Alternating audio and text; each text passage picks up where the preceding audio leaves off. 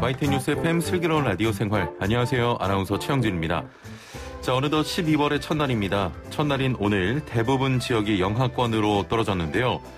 예비 소집일인 내일과 수능일도 초겨울 추위가 계속된다고 합니다. 건강관리 잘해주시고요. 자, 코로나19 신규 확진자 수 어제 451명이 추가로 발생하면서 사흘 연속 400명대를 기록했습니다. 오늘부터 수도권의 사우나, 한증막은 물론 에어로빅, 줌바, 스피닝 등 실내 운동시설도 운영이 중단되고요. 또 호텔이나 파티룸, 게스트하우스 등의 연말연시 행사도 금지가 됩니다. 내년에는 부디 코로나19와 작별하길 간절히 기원해 보겠습니다. 자, 오늘 1부는 이슈 인터뷰 시간입니다. 인천시가 2025년 수도권 매립지 종료와 함께 서울 경기의 쓰레기는 받지 않겠다, 이런 입장을 밝히면서 수도권의 쓰레기 대란 우려가 커지고 있습니다. 관련 내용 알아보고요. 자, 2부는 재무 백과사전 준비되어 있는데요. 연말정산, 이 연금저축과 개인형 퇴직연금 등을 활용하면 세액공제를 크게 받을 수 있다고 합니다. 관련 내용 알아보면서 여러분의 상담도 기다리겠습니다. 자, 재무 관련해서 궁금한 점 있는 분들 단문 50원, 장문 100원의 유료 문자 샵 0945번으로 보내주시면 되고요. 애플리케이션 댓글창도 열려 있습니다. YTN 뉴스 FM 슬기로운 라디오 생활, 지금 바로 출발합니다. 네, 1부는 생활 속 이슈들을 속속들이 들어보는 이슈 인터뷰 시간입니다. 자, 앞서 말씀드렸던 것처럼 인천시가 2025년 수도권 매립지 종료와 함께 서울 경기의 쓰레기는 더 이상 받지 않겠다, 이런 입장을 밝혔는데요. 자, 곧바로 자체 매립지와 소각장 설치 계획까지 발표한 상황입니다. 수도권 쓰레기 대란에 대한 우려와 함께 새로운 자체 매립지 후보로 발표된 지역의 반발도 거센 상황인데요. 쓰레기 매립지 문제, 대안은 없는 것인지, 환경적 영향은 어떻게 되는 것인지 자세한 내용 살펴보겠습니다. 자, 함께 말씀 나눌 분 전화 연결돼 있는데요. 박주희 인천 녹색연합 사무처장 연결돼 있습니다. 안녕하세요. 네, 안녕하세요. 예. 자, 수도권 매립지, 수도권에 발생하는 모든 쓰레기를 현재 소화하고 있는 겁니까? 네. 소수 일부 지역을 제외하고 모든 인천, 서울, 경기 쓰레기를 매립하고 있다고 보시면 됩니다. 예. 자, 1992년부터 거의 매일 쓰레기가 옮겨지고 있는데 하루에 어느 정도의 쓰레기를 소화하고 있는 겁니까? 지금 90년대 중반에 종량제 봉투 제도가 도입되면서 처음 수도권 매립지 만들 때 계획했던 양의 절반 정도만 매립하고 있는데요. 예. 그럼에도 지금 하루에 10,000톤 이상의 쓰레기가 매립되고 있습니다. 예. 좀 구체적으로 말씀드리면 각 지역별로 차이가 있습니다만, 예. 서울, 경기 쓰레기가 각각 40%니까 총 80%고요. 예. 인천 쓰레기가 한 20% 정도 매립되고 있습니다. 예. 네.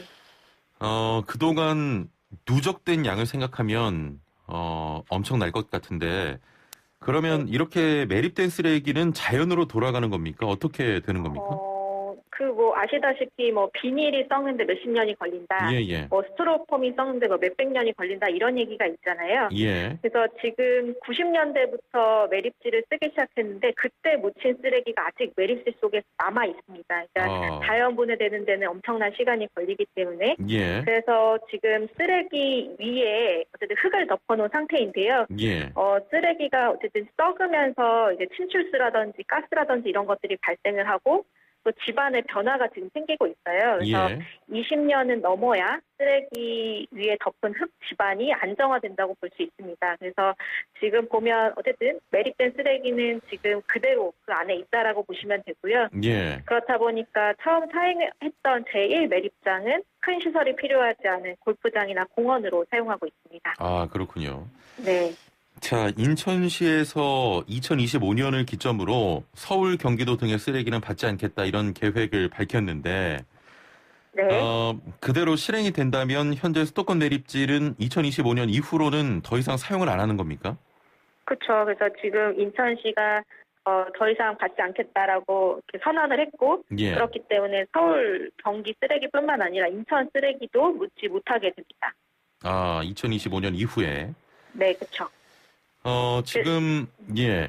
서울 같은 경우는 2025년까지 새 매립지를 찾지 못한다고 하면 현 매립지 네. 사용을 그대로 연장하기로 했는데 인천이 네. 좀 약속을 어겼다, 이런 입장 아닙니까? 지금 여러 가지 이제 가능성이 있는데요. 예. 지금 공간에 대한 약속도 있고 기한에 대한 약속도 있습니다. 그러니까 예. 그때 사자 협의를 다시 했을 때 전제가 어쨌든 지금 그 2015년도에 다시 했었는데 예. 그때가 이 쓰레기 문제를 해결하기 위해서 이제 자체 매립지를 새로 찾기 위해서 노력한다 이런 것들이 전제가 있었는데 예. 그런 것들에 대한 그 고민을 사실 서울이나 경기가 구체적으로 하지 못한 것이 사실이고요. 인천 같은 경우도 늦었지만 저희 예. 환경단체들은 이제 자원순환 정책에 대해서 고민해야 된다고 얘기를 했지만 예. 이번 쓰레기 매립지를 종료하겠다라는 선언을 시작으로 지금 수도권 전반에 대한 자원순환 정책에 대해서 고민하게 만들었다라는 점에서는 긍정적으로 좀 보고 있습니다. 사실 이 매립지가 2016년까지 서울과 경기가 사용하겠다라고 네. 했었고 인천시는 사용 기한을 뭐 9년간 연장해 줬기 때문에 이제 뭐 네. 할 거 다 했다 이런 입장인 거죠? 그렇죠. 그래서 그 전제 조건들이 사자 협의했을 때 전제 조건들이 있는데 예. 그 전제 조건들을 속에서 어쨌든 서울 경기가 같이 노력해야 되는 부분들이 있다. 예. 그래서 충분하지 않냐 뭐 이런 얘기들을 하고 있는 거죠. 자, 지금 2025년이면 이제 12월이니까 5년도 안 네. 남았습니다. 네. 대체할 곳이 5년 내에 마련해서 가능할까요? 네, 저희 인천도 그 얼마 전에 발표하면서 예. 그곳에서 사실 갈등이 발생은 하고 있습니다. 왜냐하면 내 동네에 내 집 예. 앞에 소각장이나 매립지가 생기는 것을 달거하는 주민들은 분명히 없잖아요. 예. 그래서 사실 그런 걸 빼고 일반적인 행정 절차를 거치기에도 쉽지 않은 기간인데요. 예. 어쨌든 부지를 확보하고 주민들의 동의를 구하는 일도 만만치 않는 상황은 맞습니다. 근데 뭐 이거를 단순 비교하기는 어렵겠지만 뭐 코로나19로 많은 것들이 바뀌었잖아요. 예. 저는 이것을 심각성을 어떻게 인지하느냐, 얼마나 인지하느냐에 따라 다르다고 봅니다. 이 문제도. 그래서 예. 저는 결국에는 의지도 큰 몫을 한다라고 보고 있습니다. 예. 네. 지금 5년도 채 남지 않았는데 부지 선정해야 되고 네. 주민 설득해야 되고 그렇죠. 네. 거기에 환경 영향 평가까지 또 고려를 해야 그쵸. 되잖아요. 네. 5년이면 좀 턱없이 부족하지 않을까 이런 생각이 드는데 네. 현재 수도권에서 하루에 발생하는 쓰레기가 만 톤이라고 하셨어요.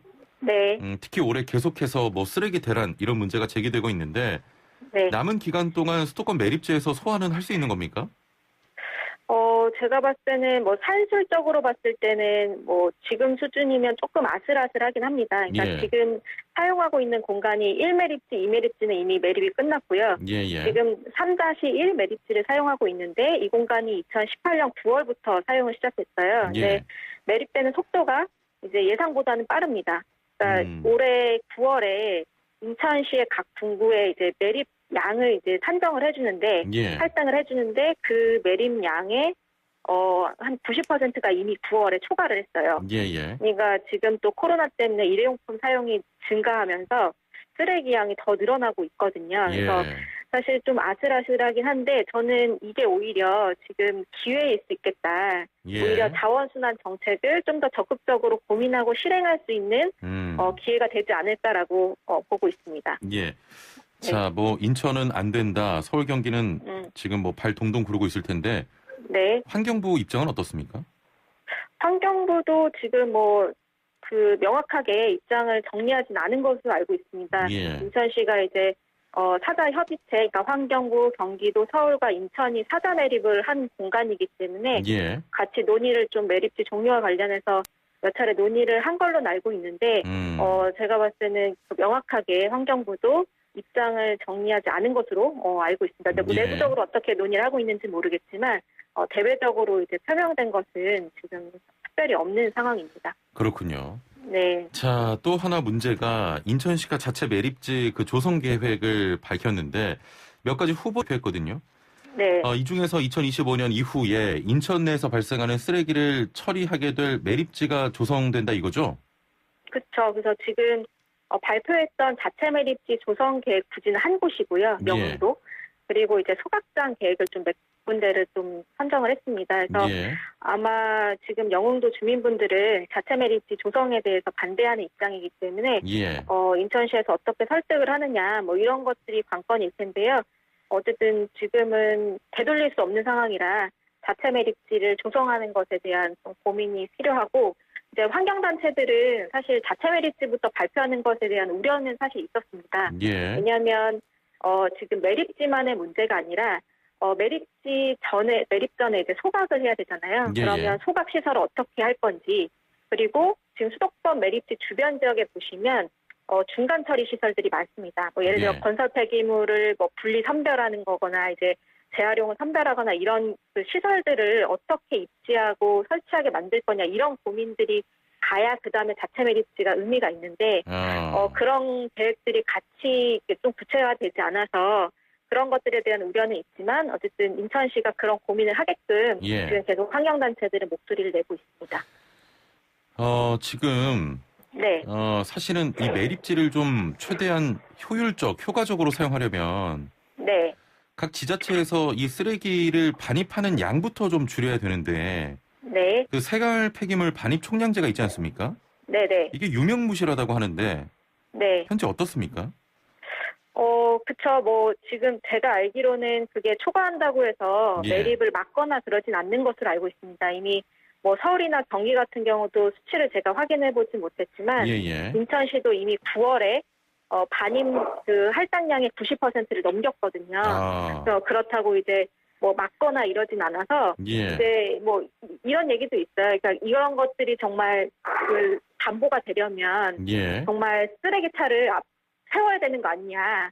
그러니까 주민들이 예예. 감시를 해야 되는 거 아니냐 이런 얘기들도 좀 있습니다. 그래서 예. 어쨌든 뭐 그게 초과했다고 해서 뭐 반입이 안 되는 상황은 아닌 거죠. 그야말로 좀 네. 유명무실하다. 그쵸, 뭐 유명무실이다라고 표현하면 네 그럴 수 있겠습니다. 네. 예. 네. 조금 전에 인천 영흥도가 후보지라고 하셨잖아요. 네. 지금 주민들의 반발이 클 것 같은데 어떻습니까?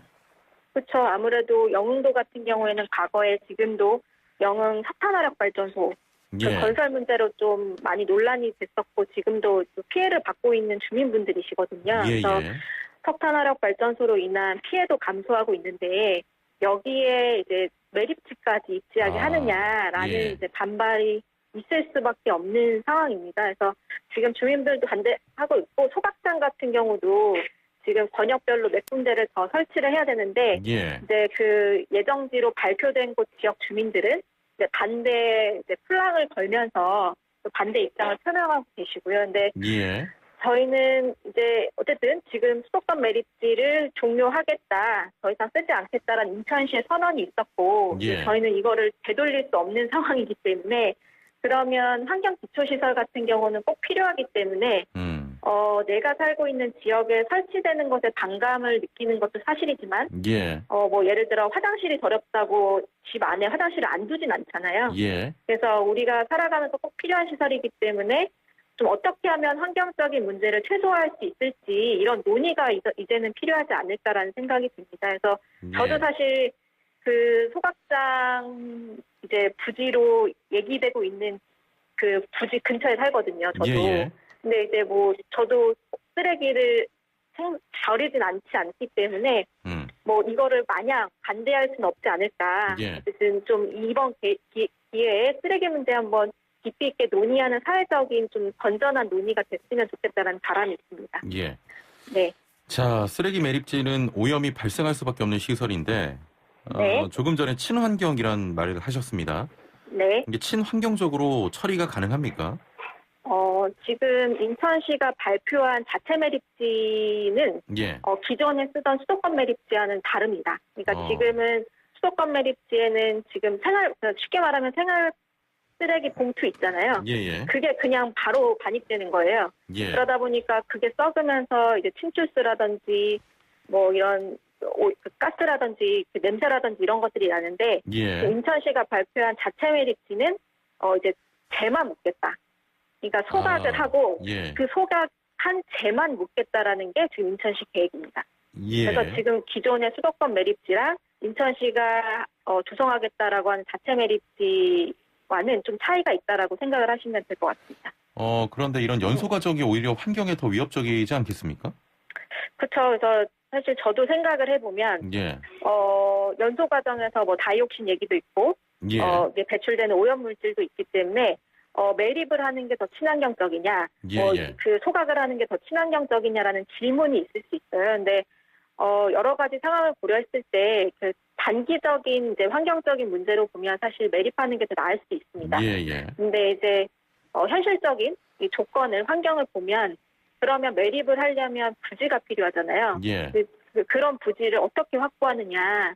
저는 이것에 대한 좀 고민도 필요할 것 같습니다. 그러니까 예. 지금 수도권 매립지는 조성되어 있지만 어쨌든 주변 지역의 주민들이 지금 계속 고통을 호소하고 있고 그러면 그 쓰레기 발생자 처리 원칙에 따라서 예. 인천, 경기, 좀 서울이 각자 이제 고통을 분담한다라는 생각을 가지고 있다면 제가 봤을 때는 매립지를 찾는 것들이 공동의 매립지를 찾는 것들이 좀 쉽진 않지 않을까라는 생각이 들어서 이제 환경적인 문제와 여러 가지 조건들을 같이 봐야 될 것 같습니다. 예.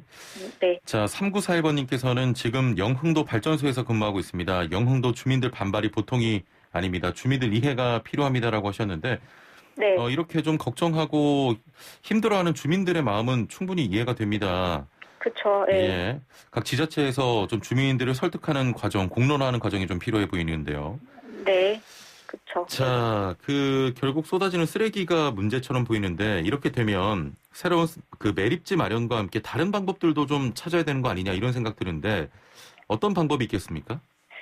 그러니까 저희 환경단체들은 이게 수도권 매립지를 종료할 거냐 계속 쓸 거냐 예. 이게 꽤 오래된 논쟁이었거든요. 근데 저희가 보기에는 정치적 쟁점밖에 되지 못했었어요. 왜냐하면 이게 선거철에만 이게 떠오르는 이슈처럼 이렇게 해오는 게 계속 저희도 문제의식을 갖고 있었고 예. 수도권 매립지를 종료할 거냐 연장할 거냐 이런 이야기들이 아니라 자원순환 정책을 어떻게 해나갈 것인지에 대한 논의가 필요하다는 것들을 계속 얘기를 해왔고요. 예. 이번에 어쨌든 지금 인천시가 그렇게 얘기를 하면서 자체 매립지를 마련하고 이제 소각장을 새로 신설하겠다라고 한 건데 저희는 그걸 떠나서 우선은 이제 자원순환 정책에 대한 하나하나 따져보는 게 필요하다고 봅니다. 그러니까 지금 환경단체들이 지난주에 쓰레기 종량제 봉투값을 현실화하자는 논평을 냈어요. 그러니까 지금 이게 뭐 그냥 소비자한테만 부담하는 거냐 이런 게 아니라 저희가 시리즈로 지금 기획을 하고 있거든요. 그래서 뭐 건설 폐기물 문제, 음식물 쓰레기 문제 이런 것들을 하나하나 들여다보면 해결해야 할 것들이 많아요. 근데 너무 이제 정치적으로만 이게 그동안 쟁점화되었고 그나마 이제 올해 인천시가 자원순환 대전환 정책을 펼치겠다라고 해서 의지를 보여주고 있는데 저는 강론으로 들어가서 이제 해결 방안을 찾아야 된다. 그래서 행정은 제도 개선, 그리고 기업은 사회적 책임, 시민들도 이제 편의성보다는 자원순환의 관점에서 어떤 것들을 선택하는 이런 문화, 이런 것들이 마련돼야 된다고 생각을 합니다. 알겠습니다. 오늘 말씀 여기까지 듣겠습니다. 감사합니다. 네. 네, 지금까지 박주희 인천녹색연합 사무처장과 함께했습니다. 네, 슬기로운 생활을 위한 생활백서 매주 화요일은 알아둬야 손해 안 보는 생활법령을 알아봅니다. 생활 속 각종 분쟁들 법을 알면 답이 보입니다. 오늘 함께할 법제처의 김유미 사무관 연결돼 있습니다. 안녕하세요. 안녕하세요. 예, 자 오늘은 근로에 대한 대가 임금과 관련된 내용인데요. 사연 먼저 만나보시죠. 회사의 복리후생 제도에 따라 회사로부터 매년 초 복지 포인트를 지급받고 있는데요. 이 복지 포인트는 직원 전용 온라인 쇼핑 사이트 등에서 물건을 구매하는 방법으로 사용할 수 있고요. 연말까지 사용하지 않으면 모두 소멸됩니다.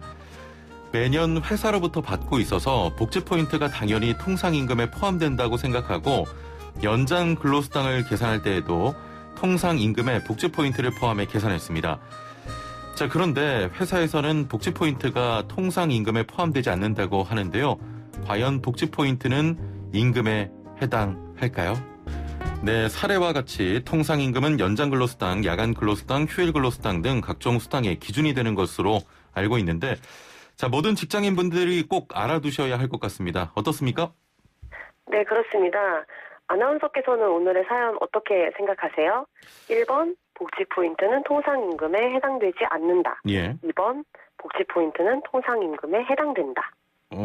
이 회사에서 매년 복지 포인트를 주기적으로 직원에게 지급하고 있고, 결국 이것도 근로의 대가로 지급되는 좀 임금으로 볼 수 있을 것 같은데 2번 아닙니까? 통상임금에 해당된다.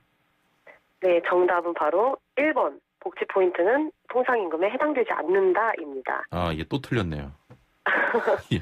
네, 근로기준법 제2조 제1항 제5호에 따르면 임금이란 사용자가 근로의 대가로 근로자에게 임금, 봉급, 그 밖에 어떠한 명칭으로든지 지급하는 모든 금품을 의미하고 예. 근로기준법 시행령 제6조 제1항에 따르면 통상임금이란 근로자에게 정기적으로 일률적으로 소정근로 또는 총근로에 대해서 지급하기로 정한 시간급, 일급, 주급, 월급 금액 또는 도급 금액을 의미합니다. 예. 즉 임금에 해당하려면 근로의 대가로 또는 근로에 대해서 지급되어야 한다는 건데요. 대법원에서도 임금에 해당하려면 지급되는 금품이 근로의 대상으로 지급되는 것이어야 된다고 보았습니다. 예. 그리고 그 지급되는 금품이 비록 계속적이고 정기적으로 지급된 것이라 하더라도 금품 지급 의무의 발생이 근로제공과 직접적으로 관련되거나 밀접하게 관련된 것으로 볼 수 없다면 임금에 해당되지 않는다고 판시하였는데요. 예. 따라서 오늘 살펴본 사례와 같이 회사가 복지제도를 시행하면서 복지 포인트를 계속적이고 정기적으로 배정한 경우라 하더라도 통상 복지 포인트는 근로자의 근로 제공과 무관하게 매년 일괄적으로 배정된다는 점, 예. 그리고 1년 내에 사용하지 않으면 소멸된다는 점 등을 고려할 때 임금이라고 볼 수 없다고 보았습니다. 아, 그렇군요. 자, 그러면 혹시 추가로 더 알아둬야 할 점도 있을까요? 네, 참고로 통상 임금 대신에 이제 평균 임금이라는 개념도 있는데요. 예. 근로기준법 제2조 제1항 제6호에 따르면 평균 임금이란 이를 산정하여야 할 사유가 발생한 날 이전 3개월 동안에 그 근로자에게 지급된 임금의 총액을 그 기간의 총 일수로 나눈 금액을 의미합니다. 예. 그리고 이러한 평균 임금의 경우에는 퇴직급여, 구직급여, 휴업수당 등의 기준이 되기 때문에 또 앞서 살펴본 통상임금 경우에는 연장근로수당, 야간근로수당, 휴일 근로수당 등의 기준이 됩니다. 그래서 따라서 수당 또는 급여 종류에 따라서 통상임금과 평균임금이 각기 적용된다는 점을 미리 알아두시면 도움이 되실 것 같습니다. 예, 알겠습니다. 자, 알아둬야 할 생활법령 법제처와 함께 알아봤습니다. 오늘 말씀 여기까지 듣겠습니다. 감사합니다. 감사합니다. 네, 지금까지 법제처의 김유미 사무관과 함께했습니다. 자, 1부는 여기서 마치고요. 2부는 재무상담 준비되어 있습니다. 자, 재무 관련해서 궁금한 점, 고민 있으신 분들 단문 50원, 장문 100원의 유료 문자 샵 0945번으로 보내주시길 바라고요. 애플리케이션 댓글창도 열려 있습니다. 자, 노래 한 곡 들으면서 이 시간 맺죠. 캐런 앤의 Not Going Anywhere 전해드리면서 인사드리고요. 57분 날씨와 교통정보 듣고 2부로 돌아옵니다. 네, 슬기로운 라디오 생활 2부 생활에 도움이 되는 숫자 뉴스로 시작합니다. 먼저 첫 번째 숫자는 94.1입니다. 미국 제약회사 모더나가 미국과 유럽에서 코로나19 백신 사용 승인을 받기 위한 절차를 시작했습니다. 모더나는 자사 백신에 대한 3상 임상시험 결과 94.1%의 효과가 있는 것으로 나타났고 미 식품의약국과 유럽의약품청에 긴급 사용 승인을 신청할 계획이라고 밝혔는데요. 모더나는 특히 이 백신이 심각한 코로나19 증상을 막는 데는 100%의 효과를 발휘했으며 안전상 심각한 문제점도 발견되지 않았다고 설명했습니다. 네, 두 번째 숫자는 1,300입니다. 대학 수학능력시험을 이틀 앞두고 있는데요. 최근 4월 동안 코로나19 확진 학생이 132명이 발생해 코로나19 확진 학생 수가 누적 1,300명이 됐습니다. 자, 교직원 확진자도 누적 247명인데요. 코로나19 여파로 어제 오전 기준 전국 223개 학교에서 등교 수업이 중단된 상태죠. 요즘 고3이 있는 집은 마트도 안 가고 심지어 직장 다니는 아빠들은 집에 못 오고 본가나 인근 숙박시설에 머문다는 기사도 있던데 혹시나 수능 앞두고 확진될까 그만큼 두려움이 크다는 거겠죠. 자, 오늘부터는 수도권에 2+알파 단계가 시행됩니다. 코로나19 확산세 다 같이 극복해 보시죠. 세 번째 숫자는 10만 원입니다. 자, 오늘부터 내년 3월 말까지 배출가스 5등급 차량의 수도권 운행이 제한됩니다. 제2차 미세먼지 계절관리제 시행 계획에 따른 건데요. 겨울과 봄철에 자주 발생하는 미세먼지를 저감해보자 이런 목적이죠. 앞으로 넉 달간 전국 배출가스 5등급 차량 가운데 저공해 조치를 하지 않은 차량의 수도권 운행을 평일 오전 6시부터 밤 9시까지 제한하고 위반 사례가 발견되면 하루 10만 원의 과태료를 부과합니다. 네, 마지막 숫자는 2천만 원입니다. 요즘 2030 세대에서는 영혼까지 끌어모아 주식과 가상화폐에 투자한다는 얘기도 들립니다. 가상화폐 비트코인이 사상 최고가를 경신했는데요. 어제 기준 비트코인 가격은 장중 한때 8% 상승한 19,668달러, 우리 돈 약 178만 원을 기록했습니다. 비트코인은 올해에만 150% 급등했는데요. 지금까지 생활에 도움이 되는 숫자 뉴스였습니다. 네, 2부는 11시에 만나는 슬기로운 백과사전 준비했습니다. 매주 화요일엔 재무 백과사전을 펼쳐보겠습니다. 누군가에겐 13월의 월급, 또 누군가에게는 13월의 폭탄이 될 수 있는 연말정산. 폭탄 맞지 않기 위해서 열심히 계산기를 두들기게 되는데요. 이때 연금저축과 개인형 퇴직연금 등을 활용하면 세액공제를 크게 받을 수 있다고 합니다. 자세한 내용 살펴보려고 하는데요. 방송 들으시면서 연말정산과 관련해 궁금한 점이 있는 분들 단문 50원, 장문 100원의 유료 문자 샵 0945번으로 보내주시길 바랍니다. YTN 라디오 유튜브와 애플리케이션 댓글창도 활짝 열려 있습니다. 자, 그럼 함께 말씀 나눌 분 모셔보죠. 미래에셋 은퇴연구소 김동엽 상무와 함께하겠습니다. 안녕하세요. 예, 안녕하십니까. 예, 부쩍 추워졌어요. 예, 그러게요. 예. 수능 한파에다가 뭐 코로나 한파에다가 많이 많습니다. 예. 그러고 보니까 정말 이제 수능이 바로 코앞이네요. 예, 그렇죠. 예. 수능 때 기억 나십니까? 저는 학력고사 세대라 가지고 저도 본고사 세대라 가지고 학교 가서 시험 보는 세대였어요. 대략 한 30년 전인가요? 아, 또 왜 그렇게 보십니까? 죄송해요. 자, 아무쪼록 우리 수험생들 몸 관리 잘하시고 좋은 결과 있기를 바라겠습니다.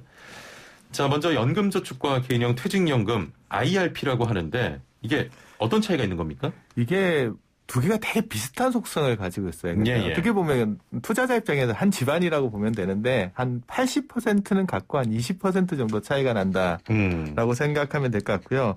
그러니까 전체적으로 봤을 때는 뭐 연금저축이 됐던 개인형 퇴직연금이라고 하는 IRP가 됐던 저축 금액에 대해서 세액 공제를 해준다는 부분은 동일해요. 예, 예. 근데 이제 뭐가 다르냐 그러면 세액 공제를 얼마만큼 많이 해주느냐. 한도에서 좀 차이가 나고요. 한도. 조금 구체적으로 들어가면 이제 각 상품마다 투자할 수 있는 상품의 범위? 예, 그것도 예. 좀 차이 나고 수수료에서 약간 차이가 나기 때문에 조금씩 꼼꼼하게 검토해보신 다음에 자기한테 맞는 걸 고르는 게 좀 중요한 것 같습니다. 예, 예. 네. 자, 80%는 같고 20%는 차이가 난다 이렇게 말씀하셨는데 각각 세액공제가 얼마나 되는지 궁금하거든요. 먼저 IRP부터 소개를 해주시죠. 이제 IRP 뭐 영어로 돼서 되게 어려워하시는데 개인형 퇴직연금이라는 예, 예. 이름을 이제 영어로 이제 약자로 하면 IRP가 되는 건데요. IRP는 이제 한 해에 얼마만큼 저축할 수 있느냐면 이 계좌에 저축할 수 있는 한도는 1,800만 원까지 한 해 1월 예, 예. 1일부터 12월 31일까지 1,800만 원까지는 저축은 할 수 있고요. 근데 저축한 금액을 전부 세액 공제해 주느냐 그건 아니고 한도가 정해져 있어요. 한도가. 얼마를 해주냐 그러면 저축 금액 중에서 700만 원까지가 일단 한도로 되어 있습니다. 예. 예, 요 금액을 이제 해주는데 이제 700만 원을 세금을 돌려주는 건 아니고 세액 공제 대상이 되는 금액의 일정 비율을 이제 돌려주게끔 되어 있어요. 근데 그 얼마만큼 돌려주느냐는 이제 자기 소득 크기에 따라서 조금 차이가 나는데 예. 직장인들 같은 경우에는 총 급여 5,500만 원 기준으로 생각하시면 됩니다. 5,500만 원보다 소득이 적으신 분은 세액공제 대상이 되는 금액의 16.5%를 돌려줍니다. 16.5%를 예, 돌려주고 그렇죠. 꽤 되는 것 같은데요. 예, 700만 원 한다 그러면은 16.5%면 115만 5천 원 정도 되니까 적지 않은 금액을 돌려받으실 수 있고요. 예. 네, 총급여가 이제 5,500만 원보다 많으신 분도 있으시잖아요. 그런 분들 같은 경우는 세액공제가 조금 낮아져서 13.2% 정도 그래도 큰데요? 돌려받으시니까 700만 원에 한 13.2% 하시면 한 92만 4천 원 정도 환급을 받을 수 있으니까 예. 다른 금융상품보다는 이제 세액 공제만 놓고 보면은 혜택이 제일 크다고 볼 수 혜택이 있습니다. 큽니다. 예. 자, 그러면 연금저축도 소개해 주시죠. 뭐 이것도 IRP랑 거의 같은 구조로 되어 있다라고 보시면 되는데 연금저축도 한 해 저축할 수 있는 한도는 1,800만 원으로 동일합니다. 예. 근데 세액 공제 한도는 그보다 훨씬 IRP보다 훨씬 적게 돼 있어요. 총 급여가 1억 2천만 원보다 좀 적은 직장인들 같은 경우 대부분 직장이 여기에 해당되겠죠. 그 경우에는 이제 최대 1억 2천만 원이요? 예. 연봉 1억 2천만 원보다 적으신 분들은 연금저축에 저축한 금액에 대해서 최대 400만 원까지 세액공제 대상이 되는 거고요. 한도가 조금 IRP보다는 낮군요. 그다음에 1억 2천만 원보다 좀 많은 고소득자분 같은 경우에는 얼마가 되냐 그러면 300만 원까지만 됩니다. 그래서 그 부분은 좀 차이가 나고 그다음에 이제 세액 공제율은 아까처럼 이제 5,500만 원을 기준으로 5,500만 원보다 작으신 분은 16.5%, 그보다 많으신 분은 13.2% 정도가 공제가 되기 때문에 전체적으로 IRP랑 비교했을 때는 세액 공제 한도는 좀 작다라고 보시면 될 것 같습니다. 그렇습니다. 자, 그러면 이런 궁금증도 있어요. 만약에 두 상품 모두 가입하면은 어떻게 되는 겁니까? 양쪽 다 최대 금액만큼 가입하면 그만큼 공제 금액도 커지는 겁니까? 그 질문 하실 줄 알았습니다. 당연히 이런 궁금증이 생기죠. 입장에서는 이제 두 개 다 합치면 뭐 IRP에서 700만 원 받고 연금저축에서 400만 원 받아서 최대 1,800만 원까지 받을 수 있나라고 물어보시는 분들 많으시는데요. IRP가 연금저축을 품고 있다고 보시면 돼요. 그러니까 연간 저축할 수 있는 거는 두 개 합쳐서 1,800만 원까지 저축할 수 있고요. 세액공제도 IRP가 이제 연금저축을 품고 있기 때문에 아무리 많이 700만 원까지만 되는 거예요. 그렇군요. 그래서 이제 조금 여기서 이제 많이 물어보시는 게 뭐냐 그러면 연금저축에만 700만 원 저축하고 연말정산 때 나 700만 원 세액공제 받겠지? 이렇게 생각하시는 분이 있을 수 있어요. 이거 어저께 금융회사 직원이 이 질문을 하더라고요.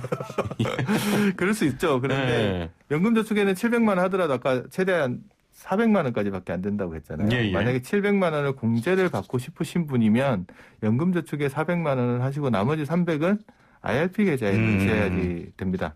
반대로 이제 IRP에만 700만 원을 넣으신 분은 그냥 700만 원 공제 받으실 수 있어요. 그래서 그 한도 범위를 잘 알고 이제 IRP가 연금저축을 품고 있는 구조라는 걸 조금 이해하시면 좋을 것 같습니다. 그럼 좀 난감한 질문이 될 수 있는데 그냥 애청자분들도 궁금하실 거고 저도 너무 이 시점에서 궁금해집니다. IRP와 연금저축 중에 그럼 어떤 걸 선택해야 됩니까? 기준은 여러 가지가 있을 수 있는데 기존에 이제 대부분 사람들이 연금저축을 먼저 가입하고 있으신 분들이 되게 많으세요. 왜냐하면 이 제도가 먼저 생겼기 때문에. 그리고 IRP는 그 뒤에 생겨서 이제 저축 여력이 조금 더 되시는 분이 400만 원 이상 저축 여력이 되시는 분이 추가로 가입한 경우도 좀 많거든요. 근데 이제 단순히 세액 공제 혜택의 크기로만 보면 IRP가 좀 더 유리하다고 볼 수 있고요. 근데 조금 더 따져봐야 될 거는 그 안에서 이제 투자할 수 있는 상품의 종류가 조금씩 차이가 나요. 그러니까 뭐 예를 들어 연금저축 같은 경우는 보험회사에 가서 가입하면 연금저축 보험을 가입할 수 있고요. 은행에서는 연금저축 신탁을 가입할 수 있는데 요거는 이제 지금은 신규 판매는 안 돼요. 그다음에 이제 증권사 같은 데 가서나 많이 가입하는 게 연금저축 펀드를 가입할 수 있어요. 그래서 보험 가입한 사람들은 보험 구조로 가져가는 거고 펀드에 가입한 사람은 그 펀드 안에서 다양한 펀드를 자기가 포트폴리오를 구성해서 투자하실 수 있어요. 예를 들어 뭐 미국에 투자하는 펀드도 넣을 수도 있고 국내 투자하는 펀드도 넣어서 이제 할 수 있고 여기서 또 투자할 수 있는 게 요즘 뭐가 들어와 있냐 그러면 ETF 투자도 가능합니다. 상장지수 펀드라고 하는 주식처럼 거래되는 펀드 있잖아요. 그것도 여기서 투자하실 수 있어서 비교적 다양한 펀드 상품이나 ETF 같은 데 투자할 수 있어서 개인 연금저축 같은 것들을 좀 선호하시는 분들도 계시는 것 같고요. IRP는 계좌 하나 내에서 아까는 보험 상품 투자하려면 따로 갔었어야 되잖아요. 근데 IRP 계좌 내에 한 계좌 내에서 뭐가 되냐 그러면 보험도 들어올 수 있고요. 예금도 들어올 수 있고요. 그다음에 펀드도 투자할 수도 있고요. ETF도 투자할 수 있어서 투자 상품의 다양성 면에서는 뭐 IRP가 조금 더 넓다라고 보시면 될 것 같고요. 대신 여기는 주식형 펀드 같은 위험한 자산에는 한도가 정해져 있어요. 자기 투자 자금의 70%까지만 넣을 수 있어요. 나머지 30%는 뭐 예금이나 보험 같은 좀 안전한 자산에 투자하도록 딱 한도를 안에서도 칸막이를 좀 쳐놓고 있다라고 보시면 그런 부분들 차이가 조금 납니다. 그렇군요. 알겠습니다. 연말정산해도 세금을 내지 않은 직장인들도 있는데 13월에 보너스를 받는 분들 이 연금저축이나 IRP에 가입하면 세액공제를 받게 되는 겁니까? 이제 세액공제 제도라는 거는 근본적으로 이렇게 이야기하시면 돼요. 자기가 소득세 낸 금액 있잖아요. 그 금액을 돌려받는 구조입니다.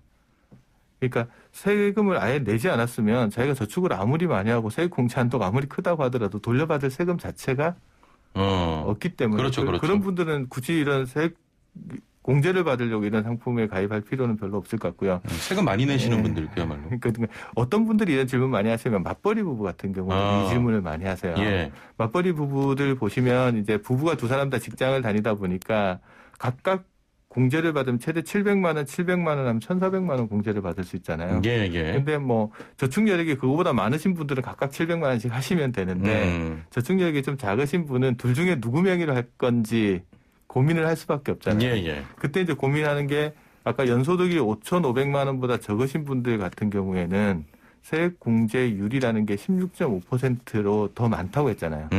부부 중에 한 사람은 5,500만 원보다 좀 많이 버시는 분이 있고 예, 예. 한 사람은 좀 작게 버시는 분이 있다 그러면 똑같은 금액 저축하더라도 작게 버시는 분 이름으로 저축을 하는 게 연말정산 때 더 많이 돌려받을 수 있거든요. 그것까지는 이해가 되시잖아요. 예, 예. 근데 문제는 작게 버시는 분 이름으로 저축을 했더니 어떤 문제가 있냐면 그분이 면세점 이하의 소득을 가지고 있어서 낸 세금이 없는 경우가 있어요. 아, 예, 예. 그런 예. 경우에 그분 명의로 저축을 해도 돌려받을 금액이 없잖아요. 그렇죠. 그래서 확인하셔야 될 거는 소득이 작으신 분 명의로 하는 건 좋은데 대신 낸 세금이 적정하게 돌려받을 만큼 있는지도 한번 검토를 해보시고 중요한 부분입니다. 저축 대상을 정하시는 게 맞벌이 예, 부부 예. 입장에는 중요합니다. 아, 예. 네, 좋은 정보였고요. 올해부터 만 50세 이상이면 연금 세액공제 한도가 더 커진다고 들었습니다. 얼마나 늘어나는 겁니까? 그러니까 제가 연금저축이나 IRP 저축에서 최대 700만 원까지 저축 세액공제의 대상이 된다라고 말씀을 예, 예. 드렸잖아요. 근데 올해부터 한시적으로 3년 동안 2020년, 2021년, 2022년까지 3년 동안은 세액공제 한도를 50대 이상인 사람에 한해서 200만 원을 더해줍니다. 900만 원입니까? 예, 그런데 이제 아까 말씀드렸던 고소득자, 예. 아까 총 급여가 1억 2천만 원 넘어가시는 분들한테는 이 한도 적용이 안 되고요. 금융소득 종합과세 대상자인데도 이거 적용이 안 되고 예. 일반적으로 직장 다니시는 분들은 대부분 적용이 되시는데 그러면 이제 200만 원을 업해주니까 50세 이상이신 분은 연금저축만 가입했을 때는 한 600만 원까지 최대 받으실 수 있는 거고 IRP까지 가입하셨다고 하면은 900만 원까지 받으실 예, 예. 수 있는 거니까 상당히 큰 혜택이 돌아온다고 그렇습니다. 보실 수 있을 것 같고요. 900만 원 만약에 공제받는다라고 하시면 이게 16.5% 공제받으시는 분은 900만 원 저축하고 148만 5천 원 정도 그러니까요. 돌려받으시니까 예, 예. 혜택이 적지는 않다라고 보시면 될 것 같아요. 그래서 퇴직을 앞두시고 막판에 예. 이제 또 노후자금 좀 적립해야 되겠다라는 이런 분들 때문에 이 제도를 만들어 놓은 거거든요. 가능하면 자기 여력이 되면 저축을 좀 더 많이 해서 노후자금을 모으라는 취지로 만들어 놓고 대신 예, 예. 그것 때문에 이제 국가가 세액공제를 조금 더 해주겠다라는 취지니까 50대 분들은 좀 적극적으로 활용하셔서 자기 노후자금들 조금 챙겨두시면 좋으실 것 같습니다. 3년만 하는 겁니까 일단? 일단 한시적으로 해보는 거군요. 2022년까지 하고 그 예. 이후에는 뭐 연장을 할지 안 할지는 또 법이 바뀌어봐야지 아는 거니까. 예, 예. 그렇습니다. 알겠습니다. 자, 다가오는 연말정산 공제받을 수 있는 저축 상품은 어떤 게 있는지 상담해 드립니다. 은퇴 준비를 위한 적절한 금융상품도 문의 주시면 저희가 바로 해결해 드리겠습니다. 단문 50원, 장문 100원의 유료 문자 샵 0945번으로 보내주시거나 애플리케이션 그리고 유튜브 댓글창으로도 참여 가능합니다.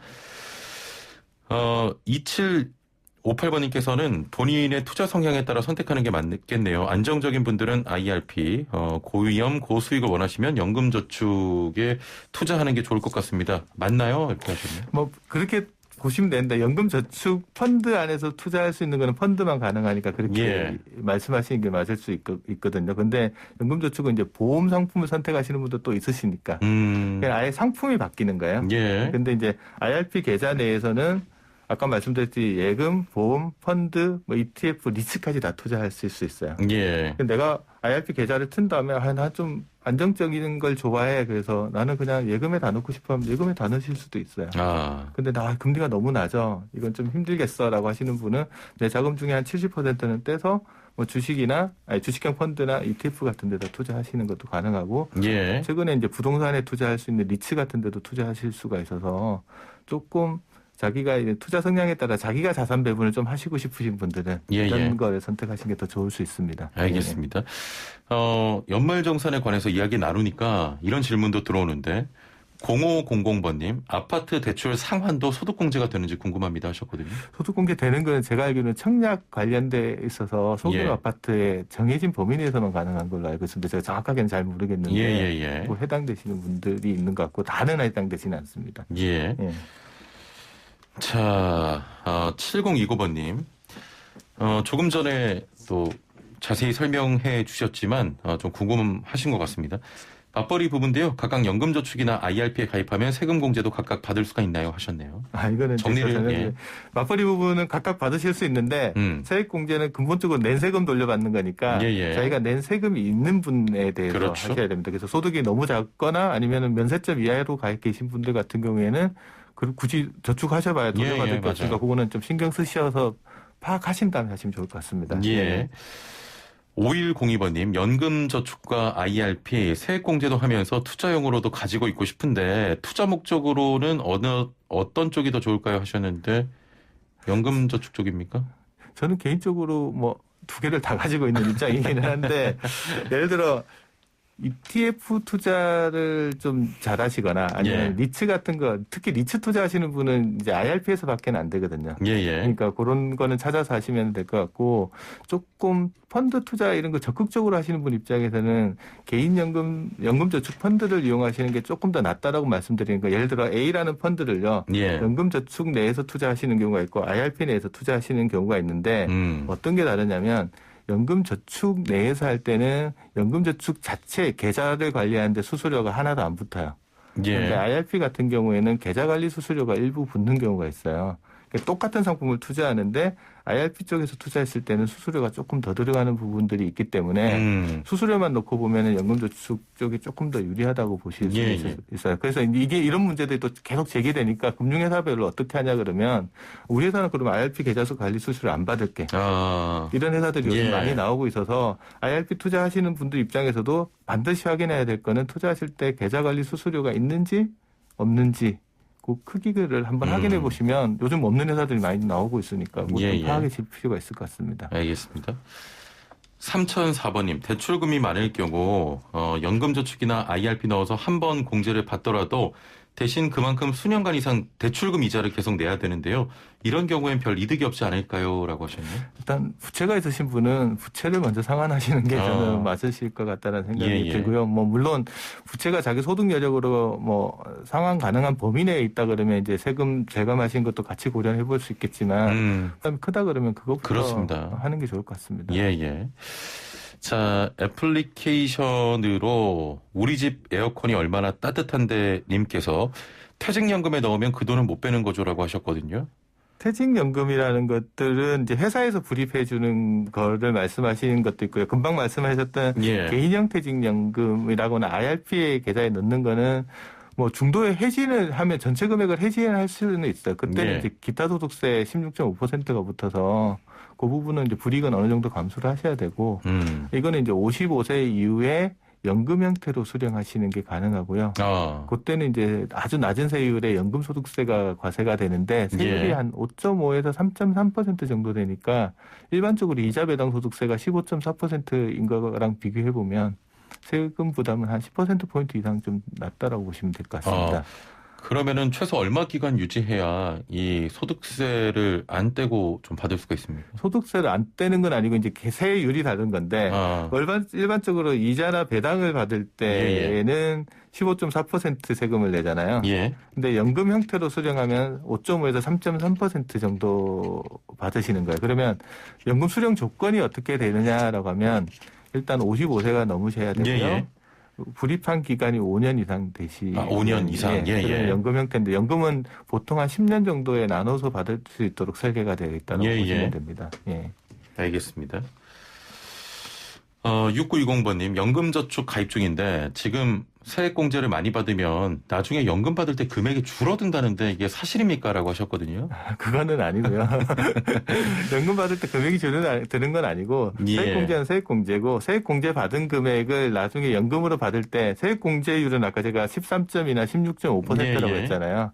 연금 받으실 때는 그 공제받은 금액에 대해서 연금 소득세라는 걸 내긴 하는데 그게 아까 말씀드렸듯이 5.5에서 3.3이니까 세율이 지금 많이 덜 내고 나중에 내더라도 조금 내는 구조로 돼 있어서 과세 시기도 뒤로 미루고 세율도 뒤로 줄이는 효과가 있어서 예. 말씀하신 거랑은 조금 다르다고 보시면 됩니다. 예. 알겠습니다. 자, 2663번님, 연금저축보험을 가입하면 연말정산 혜택이 있다고 들었는데요. 제가 만약 40만 원씩 10년을 납입하는 상품으로 가입했으면 납입기간이 10년을 넘어가면 세액공제 혜택도 사라지는 겁니까? 라고 하셨네요.